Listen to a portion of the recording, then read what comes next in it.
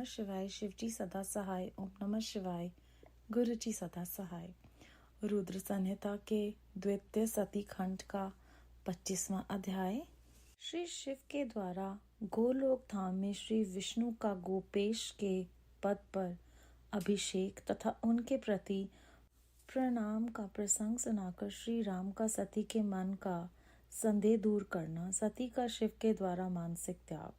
श्री राम बोले, देवी, प्राचीन काल में एक समय परम सृष्टा भगवान शंभु ने अपने परात्पर धाम में विश्वकर्मा को बुलाकर उनके द्वारा अपनी गौशाला में एक रमणीय भवन बनवाया, जो बहुत ही विस्तृत था। उसमें एक श्रेष्ठ सिंहासन का भी निर्माण कराया। उस सिंहासन पर भगवान शिव ने विश्वकर्मा द्वारा एक छत्र बनवाया, जो बहुत ही दिव्य, सदा के लिए अद्भुत और परम उत्तम था। तत्पश्चात उन्होंने सब ओर से इंद्र आदि देवगणों, सिद्धों, गंधर्वों, नागादियों तथा संपूर्ण अपदेवों को भी शीघ्र वहां बुलवाया। समस्त वेदों और आगमों को पुत्रों सहित, ब्रह्मा जी को, मुनियों को तथा अप्सराओं सहित समस्त देवियों को, जो नाना प्रकार की वस्तुओं से संपन्न थी, आमंत्रित किया। इनके सिवा देवताओं, ऋषियों, सिद्धों और नागों की 16 कन्याओं को भी बुलवाया, जिनके हाथों में मांगलिक वस्तुएं थी। मुने वीणा, मृदंग आदि नाना प्रकार के वाद्यों को बजवाकर सुंदर गीतों द्वारा महान उत्सव रचवाया। संपूर्ण औषधियों के साथ राज्याभिषेक के योग द्रव्य एकत्रित किए गए। प्रत्यक्ष तीर्थों के जलों से भरे हुए 5 कलश भी मंगवाए गए। इनके सिवा और भी बहुत सी दिव्य सामग्रियों को भगवान शिव ने अपने पार्षदों द्वारा मंगवाया और वहां उच्च स्वर से वेद मंत्रों का घोष करवाया। देवी, भगवान विष्णु की पूर्ण भक्ति से महेश्वर देव सदा प्रसन्न रहते थे। इसीलिए उन्होंने प्रति युक्त हृदय से श्री हरि को बैकुंठ से बुलवाया और शुभ मुहूर्त में श्री हरि को उस श्रेष्ठ सिंहासन पर बिठाकर महादेव जी ने स्वयं ही प्रेम पूर्वक उन्हें सब प्रकार के आभूषणों से विभूषित किया। उनके मस्तक पर मनोहर मुकुट बांधा गया और उनसे मंगल कौतुक कराए गए। ये सब हो जाने के बाद महेश्वर ने स्वयं ब्रह्मांड में श्री हरि का अभिषेक किया और उन्हें अपना वह सारा ऐश्वर्य प्रदान किया जो दूसरों के पास नहीं था। तदनंतर स्वतंत्र ईश्वर भक्तवत्सल शंभु ने श्री हरि का सत्वन किया और अपनी पराधीनता, भक्त परवशता को सर्वत्र प्रसिद्ध करते हुए वे लोककर्ता ब्रह्मा से इस प्रकार बोले। महेश्वर ने कहा, लोकेश, आज से मेरी आज्ञा के अनुसार ये विष्णु हरि स्वयं मेरे वंदनीय हो गए। इस बात को सभी सुन रहे हैं। तात, तुम संपूर्ण देवता आदि के साथ इन श्री हरि को प्रणाम करो और ये वेद मेरी आज्ञा से मेरे ही तरह इस श्री हरि का वर्णन करें। श्री रामचंद्र जी कहते हैं, देव भगवान विष्णु की भक्ति देख कर प्रसन्नचित हुए वरदायक भक्त वत्सल रुद्रदेव ने उपयुक्त बात कहकर स्वयं ही श्री गरुड़ ध्वज को प्रणाम किया। तदनंतर ब्रह्मा आदि देवताओं, मुनियों और सिद्ध आदि ने भी उस समय श्री हरि की वंदना की। इसके बाद अत्यंत प्रसन्न हुए भक्त वत्सल महेश्वर ने देवताओं के समक्ष श्री हरि को बड़े बड़े वर प्रदान किए। महेश बोले, हरे, तुम मेरी आज्ञा से संपूर्ण लोगों के कर्ता, पालक और सहारक हो। धर्म, अर्थ और काम के दाता तथा दुर्नीति अथवा अन्याय करने वाले दुष्टों को दंड देने वाले हो। महान बल प्रक्रम से संपन्न जगत पूजे जगदीश्वर बने रहो। रांगन में भी तुम कहीं भी जीते नहीं जा सकोगे। मुझसे भी तुम कभी पराजित नहीं होगे। तुम मुझसे मेरी दी हुई 3 प्रकार की शक्तियां ग्रहण करो। एक तो इच्छा आदि की सिद्धि, दूसरा नाना प्रकार की लीलाओं को प्रकट करने की शक्ति और तीसरी तीनों लोकों में नित्य स्वतंत्रता। हरे, जो तुमसे द्वेष करने वाले हैं वे निश्चय ही मेरे द्वारा प्रयत्न पूर्वक दंडनीय होंगे। विष्णु, मैं तुम्हारे भक्तों को उत्तम मोक्ष प्रदान करूंगा। तुम इस माया को भी ग्रहण करो। जिसका निवारण करना देवता आदि के लिए भी कठिन है, तथा जिससे मोहित होने पर यह विश्व जड़ रूप हो जाएगा। हरे, तुम मेरी बाईं भुजा हो और विधाता दाहिनी भुजा है। तुम इन विधाता के भी उत्पादक और पालक होगे। मेरा हृदय रूप जो रुद्र है वही मैं हूँ, इसमें संशय नहीं है। वह रुद्र तुम्हारा और ब्रह्मा आदि देवताओं का भी निश्चय ही पूज्य है। तुम यहाँ रहकर विशेष रूप से संपूर्ण जगत का पालन करो। नाना प्रकार की लीलाएं करने वाले विभिन्न अवतारों द्वारा सदा सबकी रक्षा करते रहो। मेरे चिन्मय धाम में तुम्हारा जो यह परम वैभवशाली और अत्यंत उज्जवल स्थान है वह गोलोक के नाम से विख्यात हो। हरे, भूतल पर जो तुम्हारे अवतार होंगे वे सबके रक्षक और मेरे भक्त होंगे। मैं उनका अवश्य दर्शन करूंगा। वे मेरे वर्ष से सदा प्रसन्न रहेंगे। श्री रामचंद्र जी कहते हैं, देव, इस प्रकार श्री हरि को अपना अखंड ऐश्वर्य सौंपकर उमा वल्लभ भगवान हर स्वयं कैलाश पर्वत पर रहते हुए अपने पार्षदों के साथ स्वच्छंद क्रीड़ा करते हैं। तभी से भगवान लक्ष्मीपति वहां गोपवेश धारण करके आए और गोप गोपी तथा गौओं के अधिपति होकर बड़ी प्रसन्नता के साथ रहने लगे। वे श्री विष्णु प्रसन्नचित हो समस्त जगत की रक्षा करने लगे। वे शिव की आज्ञा से नाना प्रकार के अवतार ग्रहण करके जगत का पालन करते हैं। इस समय वे श्री हरि भगवान शिव की आज्ञा से 4 भाइयों के रूप में अवतीर्ण हुए हैं। उन 4 भाइयों में सबसे बड़ा मैं राम हूँ, दूसरे भरत हैं, तीसरे लक्ष्मण और चौथे शत्रुघ्न हैं। देवी, मैं पिता की आज्ञा से सीता और लक्ष्मण के साथ वन में आया था। वहां किसी निशाचर ने मेरी पत्नी सीता को हर लिया है और मैं विरही होकर भाई के साथ इस वन में अपनी प्रिया का अन्वेषण करता हूँ। आपका दर्शन प्राप्त हो गया तब सर्वथा मेरा कुशल मंगल ही होगा। माँ सती, आपकी कृपा से ऐसा होने में कोई संदेह नहीं है। देवी, निश्चय ही आपकी ओर से मुझे सीता की प्राप्ति विषय का वर प्राप्त होगा। आपके अनुग्रह से उस दुख देने वाले पापी राक्षस को मारकर मैं सीता को अवश्य प्राप्त करूंगा। आज मेरा महान सौभाग्य है जो आप दोनों ने मुझ पर कृपा की। जिस पर आप दोनों दयालु हो जाएं, वह पुरुष धन्य और श्रेष्ठ है। इस प्रकार बहुत सी बातें कहकर कल्याणमयी सती देवी को प्रणाम करके रघुकुल शिरोमणि श्री राम उनकी आज्ञा से उस वन में विचरने लगे। पवित्र हृदय वाले श्री राम की यह बात सुनकर सती मन ही मन शिव भक्ति परायण रघुनाथ जी की प्रशंसा करती हुई बहुत प्रसन्न हुई, पर अपने कर्म को याद करके उनके मन में बड़ा शोक हुआ। उनकी अंग कांति फीकी पड़ गई। वे उदास होकर शिव जी के पास लौटे। मार्ग में जाती हुई देवी सती बारंबार चिंता करने लगी कि मैंने भगवान शिव की बात नहीं मानी और श्री राम के प्रति कुतिस बुद्धि कर ली। अब शिव जी के पास जाकर उन्हें क्या उत्तर दूंगी। इस प्रकार बारंबार विचार करके उन्हें उस समय बड़ा पश्चाताप हुआ। शिव जी के समीप जाकर सती ने उन्हें मन ही मन प्रणाम किया। उनके मुख पर विषाद छा रहा था। वह शोक से व्याकुल और निस्तेज हो गई थी। सती को दुखी देख भगवान हर ने उनका कुशल समाचार पूछा और प्रेम पूर्वक कहा, तुमने किस प्रकार परीक्षा ली। उनकी ये बात सुनकर सती मस्तक झुकाए उनके पास खड़ी हो गई। उनका मन शोक और विषाद में डूबा हुआ था।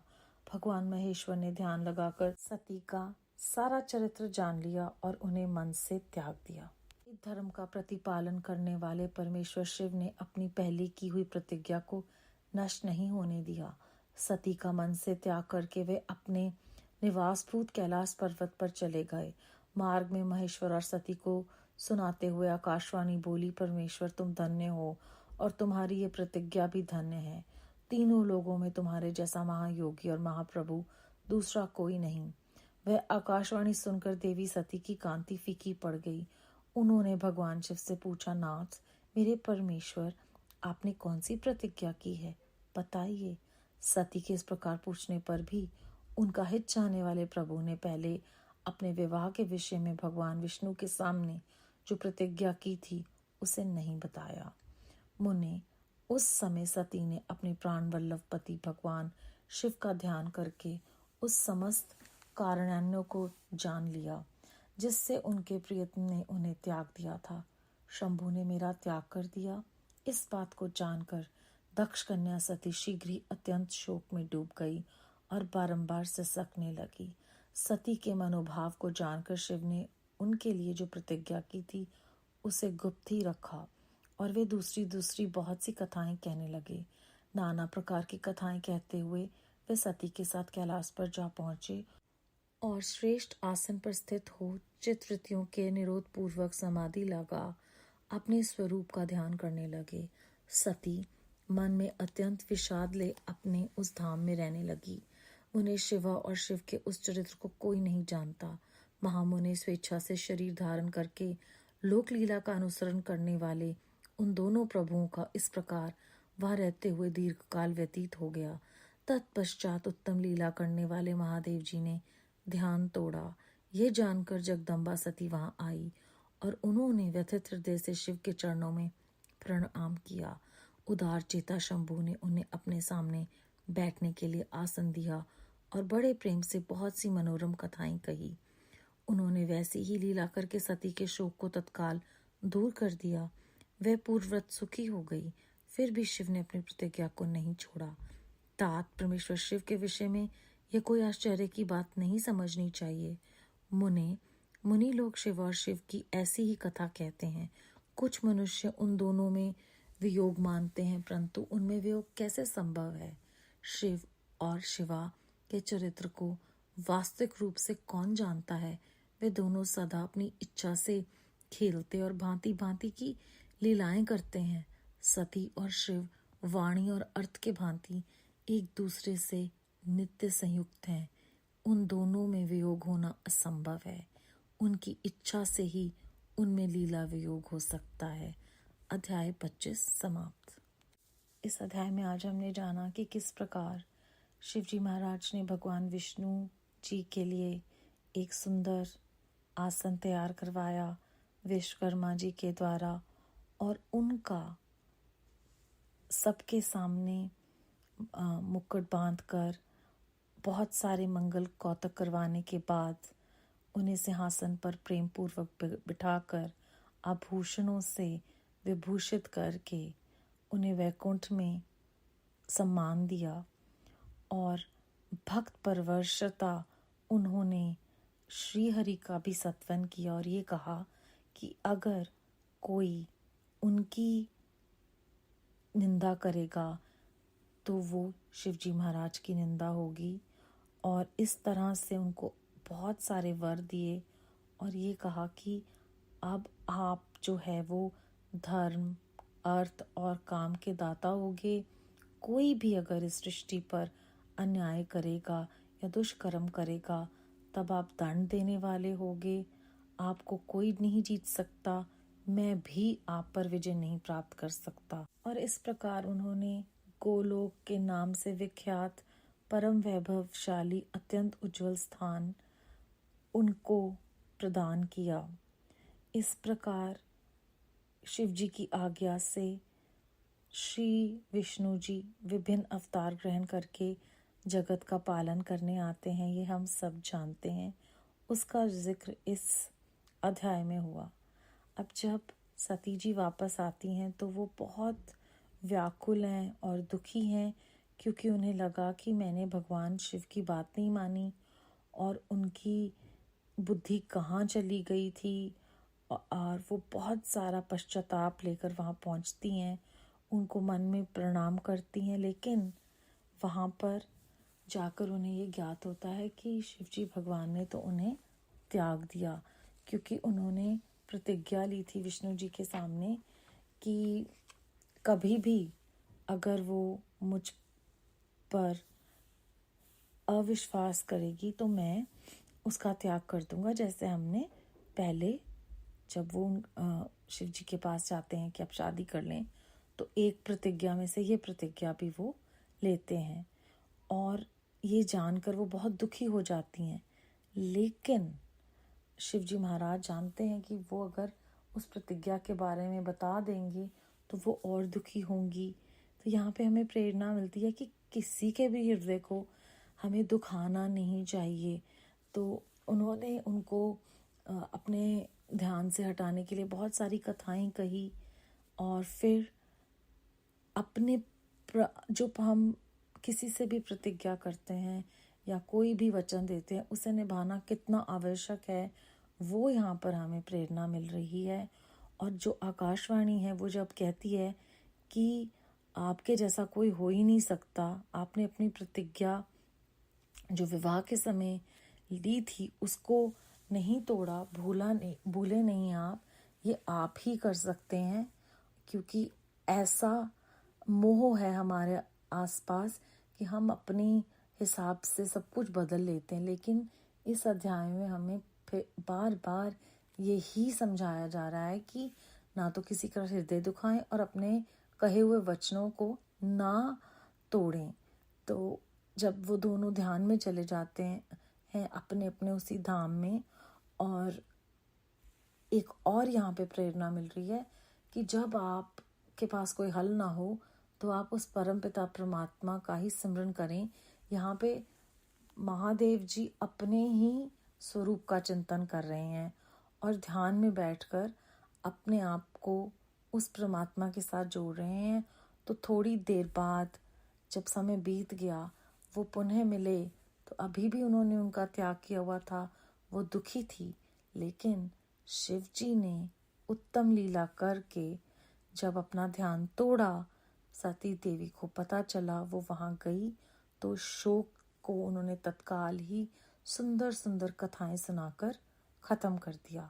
तो हमारे पास एक और प्रेरणा है कि अगर कोई हमारे आसपास, हमारा परिवार का कोई भी सदस्य हो या हमारा कोई जानकार हो, अगर वो व्याकुल है तो हमें प्रयत्न करना चाहिए कि हम उन्हें उस दुख से बाहर निकालें। अब अंत में एक बहुत गहरी बात जो हम पिछले अध्याय में भी सुन के आए थे कि शिव और शिवा का वियोग हो नहीं सकता। बेशक कुछ लोग ऐसा मानते हैं, लेकिन वो तो वाणी और अर्थ की भांति एक दूसरे से कभी ना अलग होने वाले हैं।